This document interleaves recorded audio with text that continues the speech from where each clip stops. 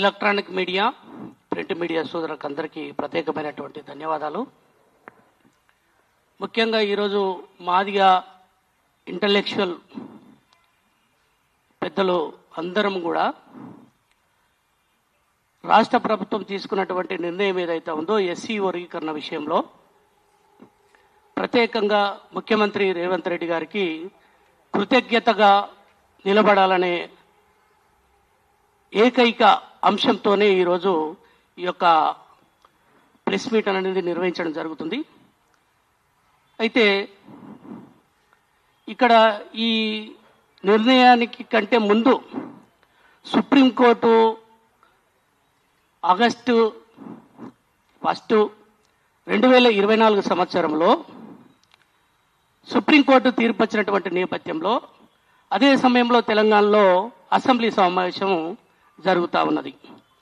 Assembly సమావేశం జరుగుతున్నటువంటి సందర్భంలో వచ్చినటువంటి ఆ తీర్పు ముఖ్యంగా తెలంగాణ రాష్ట్ర ప్రభుత్వం రేవంత్ రెడ్డి గారి నాయకత్వంలో ఆ రోజు తీర్పు వెలువడిన వెంటనే ఇక్కడ సమాజం అంతా ఆలోచించాల్సినటువంటి విషయం, ముఖ్యంగా మాదిగలంతా ఈరోజు గుర్తుపెట్టుకోవాల్సినటువంటి అంశం ఏంటంటే ఆ తీర్పు వచ్చినటువంటి నేపథ్యంలో ముఖ్యమంత్రి గారు వెంటనే మాదిగల వర్గీకరణ ఈ దేశంలోనే మొట్టమొదటిగా ఇంప్లిమెంట్ చేసేటువంటి విషయంలో తెలంగాణ రాష్ట్ర ప్రభుత్వం ముందుంటుందని చెప్పినటువంటి ఆ మాట ఏదైతే ఉందో ఆ మాటకు కట్టుబడే ముఖ్యమంత్రి రేవంత్ రెడ్డి గారు ఆ మాటకు కట్టుబడే మాదిగలకు ఇచ్చినటువంటి ఆ యొక్క మాట ఏదైతే ఉందో దాన్ని నిలుపుకున్నాడనే విషయాన్ని మనం ఈరోజు మాదిగలంతా తెలంగాణ సమాజం అంతా గుర్తుపెట్టుకోవాలనే విషయాన్ని ఇక్కడ గుర్తు చేస్తా ఉన్నాం.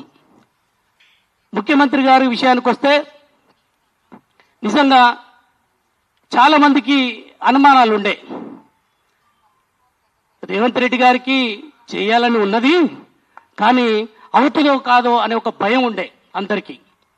కానీ ఇక్కడ రేవంత్ రెడ్డి గారి యొక్క చొరవ, రేవంత్ రెడ్డి గారి యొక్క ప్రత్యేకమైనటువంటి దృష్టి, మొన్న అసెంబ్లీ మాట్లాడినటువంటి విషయాన్ని మీరు చూసినట్లయితే ఆయన ఎమోషనల్ అంటే మాదిగలకు న్యాయం చేసే దగ్గర, మాదిగ జాతికి న్యాయం చేసే దగ్గర, వర్గీకరణను ఇంప్లిమెంటేషన్ చేసే దగ్గర నా జీవితంలో ఆయన అన్న మాటలు, నా జీవితంలో ఇంత గొప్ప సంతృప్తి ఇచ్చేటువంటి విషయాన్ని నేను ఇక్కడ ఈ వర్గీకరణ మాదిగల కోసం చేస్తున్నానంటే ఇంతకంటే అదృష్టంగా నాకు ఏ విషయం లేదని చెప్పేసి చెప్పడం జరిగింది. అందుకోసమే మాదిగ జాతి అంతా గుర్తుపెట్టుకోవాలి. ఆయన లోపడున్నటువంటి ఆతృతత, ఆయన లోపడున్నటువంటి ఆయనకు ప్రత్యేకమైనటువంటి మాదిగల పట్ల ఉన్నటువంటి చిత్తశుద్ధి, మాదిగల కోసం ఏదైనా చెయ్యాలి, మనం ముఖ్యమంత్రి అయినాం, ఈ రాష్ట్రంలో మనం చేయాల్సినటువంటి ఆ యొక్క పవర్ మన చేతిలో ఉన్నప్పుడు 30 ఏళ్ళ పోరాటం, ఎన్నో త్యాగాలు, ఎంతో మంది బిడ్డలు, మాదిగ బిడ్డలు అమరులయ్యారు, ఎన్నో లాఠీ దెబ్బలు, ఎన్నో తూటా దెబ్బలు. అవునన్నా కాదన్నా ఈరోజు మందకృష్ణ గారి పోరాటాన్ని మనం ఎక్కడ కూడా శంకించాల్సినటువంటి అవసరం లేదు. కొంతమంది అక్కడక్కడ చాలా బాధ అవుతుంది. నేను ఎడ్యుకేషన్ కమిషన్లో ప్రభుత్వంలో ఈరోజు ఒక పొజిషన్లో ఉన్నాం. అట్లాంటి విషయాల్లోకి వచ్చినప్పుడు ఆలోచన చేస్తే చాలా బాధ అనిపించింది. అంటే ఎక్కడైనా జాతి విషయంలో ఏదన్నా ఉంటే మనము అది ఇంటర్నల్గానో లేకపోతే నాయకత్వం ఇస్తున్నటువంటి నాయకుడికో చెప్పాల్సినటువంటి విషయాలను చెప్పకుండా బయట సమాజంలో పల్చన చేసేటువంటి పరిస్థితిని కొంతమంది తీసుకొచ్చారు. ఇప్పటికైనా మీరు కొన్ని విషయాలను మార్చుకోవాలని చెప్పేసి వాళ్ళకు నేను ఈ సభ సందర్భంగా చెప్తా ఉన్నా. కాబట్టి సరే, ఆ విషయాన్ని పక్కకు వదిలిపెడితే ఈరోజు మందకృష్ణ మాదిగ గారి త్యాగాన్ని కూడా మనం ఖచ్చితంగా మాదిగ జాతి గుర్తుపెట్టుకోవాలి. అయితే రేవంత్ రెడ్డి గారు చేసినటువంటి ఈరోజు మొన్న అసెంబ్లీలో చెప్పినటువంటి ఏదైతే ఆ తీర్పు ఉందో ఆ వెంటనే ఇంప్లిమెంటేషన్ చేస్తారు. ఎవ్వరు కూడా అనుమానం లేదు, ఎవ్వరు కూడా అనుమానం పడాల్సిన అవసరం లేదు. ముఖ్యమంత్రి గారికి మాదిగల పట్ల ఎంత చిత్తశుద్ధి ఉందో ఆయన మాట ఇచ్చినప్పటి నుంచి ఆ రోజు అసెంబ్లీలో ఆగస్టు 1 రోజు ప్రకటించినటువంటి ఆ యొక్క ప్రకటన ఏదైతే ఉందో దానికి కట్టుబడి మంత్రివర్గ ఉపసంఘం వేశాడు, అదేవిధంగా ఏకసభ్య కమిషన్ వేసిండు. అంటే టెక్నికల్ ఎక్కడ కూడా మాదిగలకు ఇంప్లిమెంటేషన్ వర్గీకరణ చేసేటప్పుడు ఎక్కడ కూడా ఇబ్బందులు రాకుండా ఉండడం కోసం ఆయన ఎట్లాంటి ప్రయత్నాలు చేశాడో మనందరికీ మాదిగ సమాజం అంతా అర్థమైంది. మీరు కూడా అందరూ గుర్తుపెట్టుకోవాల్సిందిగా ఈరోజు ఈ వేదిక సందర్భంగా మాదిగ జాతికి అంతా విజ్ఞప్తి చేస్తా ఉన్నా. కాబట్టి ఎక్కడ కూడా అనుమాన పడాల్సిన అవసరం లేదు. ఈరోజు ఏదైతే 3 గ్రూపులుగా విభజించినటువంటి విషయం ఏదైతే ఉందో, గ్రూప్ 1, గ్రూప్ 2, గ్రూప్ 3, ఈ మొత్తం వీటిలో మాదిగలకు వచ్చినటువంటి పర్సెంటేజ్ 9%. ఈ 9%లో మనం గతంలో ఉమ్మడి ఆంధ్రప్రదేశ్లో ఉన్నప్పుడు మనకు ఎంత శాతం వచ్చింది? 7% వచ్చింది. 7% కంటే ఈరోజు తెలంగాణలో మన జనాభా ఎంత ఉందో, మన జనాభాకు అనుగుణంగా మన జనాభాతో మనకు అంత వాటాకు సంబంధించినటువంటి విషయంలో 9% వచ్చిందంటే ఈరోజు అందరం కూడా హర్షించాల్సినటువంటి విషయం అని నేను చెప్తా ఉన్నా. ఎందుకంటే రాష్ట్ర ప్రభుత్వంలో మనము ఇక్కడ ఈ ప్రభుత్వానికి అనుకూలంగా మాట్లాడదామని కాదు, కానీ నిజానికి ఈ 9% రావడం అంటే మనం ఒక అడుగు ముందుకేసినట్టే అని చెప్పేసి నేను ఈరోజు ఈ సందర్భంగా చెప్తా ఉన్నాను మీడియా ఆధ్వర్యంలో మాదిగ సమాజానికంతా.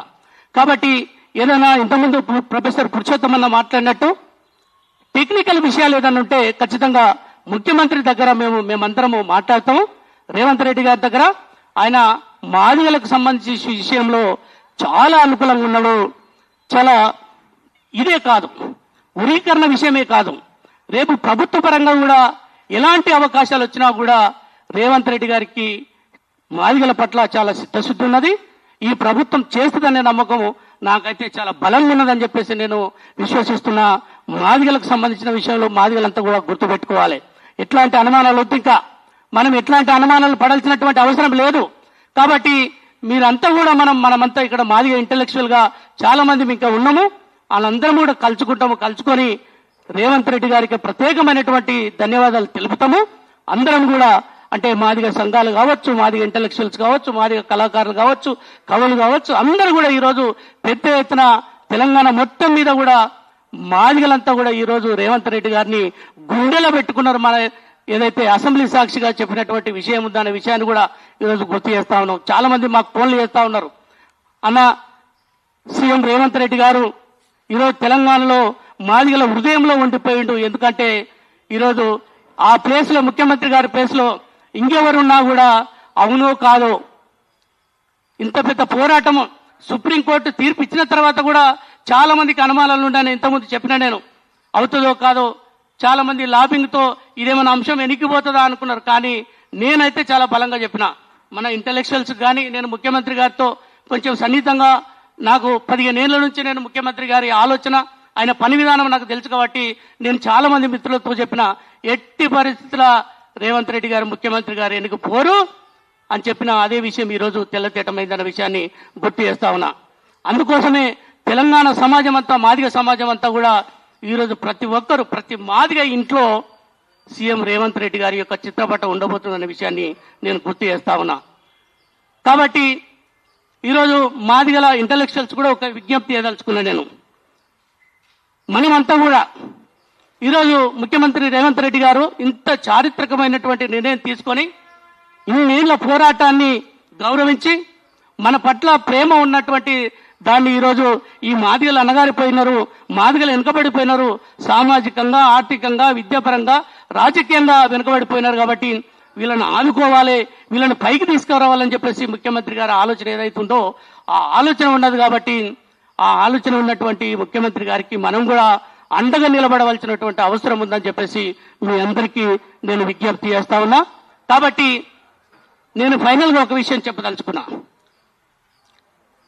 ఏదైతే ఈ యొక్క తీర్పు వచ్చినటువంటి నేపథ్యంలో అది జీవో రూపంలో ఖచ్చితంగా మళ్ళీ మన ముందుకు రాబోతుంది. కాబట్టి ఈ జీవో వచ్చిన తర్వాత పెద్ద ఎత్తున ఈ రాష్ట్ర ప్రభుత్వం, ముఖ్యమంత్రి రేవంత్ రెడ్డి గారికి ఒక కృతజ్ఞత సభ పెద్ద ఎత్తున నిర్వహించుకొని, మనమంతా మాదిగలంతా మన మాదిగల విజయోత్సవ సభగా నిర్వహించుకొని ప్రతి మాదిగ గుడెంలో సీఎం రేవంత్ రెడ్డి గారికి పాలాభిషేకం రూపేణ, లేదంటే కృతజ్ఞత రూపేణ, ఏ రూపేణైనా ఆయనకు కృతజ్ఞత తెలుపాల్సినటువంటి అవసరం ఉందని చెప్పేసి మనసా వాచా కోరుకుంటున్నాను. కాబట్టి ఈ విషయాన్ని మాదిగ సమాజం అంతా ఆలోచన చేయాలి, మాదిగ సమాజం అంతా దీన్ని ముందుకు తీసుకుపోవాలి. అదేవిధంగా మందకృష్ణన్న కూడా ఈ సందర్భంగా ప్రత్యేకమైన ధన్యవాదాలు తెలియజేస్తున్నా. ఎందుకోసమనంటే ఈ మన జరిగినటువంటి ఏదైతే ఈ వర్గీకరణ అంశంలో ముఖ్యమంత్రి గారు చొరవ చూపి అసెంబ్లీలో మనకు చేసినటువంటి ఈ ప్రకటన ఏదైతే ఉందో, ఆమోదం ఏదైతే ఉందో, దీని సందర్భంగా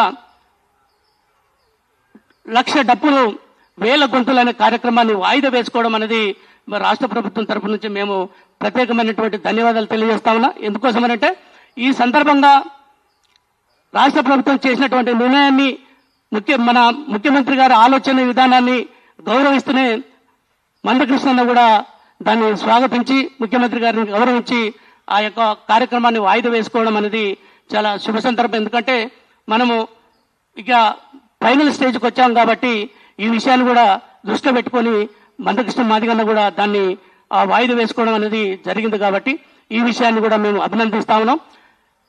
ఇక్కడ ఈ మాదిగ ఇంటలెక్చువల్ చేసేటువంటి కార్యక్రమాలు, ముందు కార్యక్రమాలని మన అన్న కాసిం అన్న ఖచ్చితంగా, అదేవిధంగా ఆరేపల్లి రాజేందర్ అన్న వీళ్ళందరూ కూడా కోఆర్డినేట్ చేసి ఖచ్చితంగా ఇంకా ముందు భవిష్యత్తులో ముందు ఇంకేం చేయాలనే విషయాలని వాళ్ళు కార్యాచరణ ప్రకటిస్తారని చెప్తూ ఈ అవకాశం ఇచ్చినటువంటి మాదిగ ఇంటలెక్చువల్ ఫోరానికి ప్రత్యేకమైన ధన్యవాదాలు తెలియజేస్తున్నాను.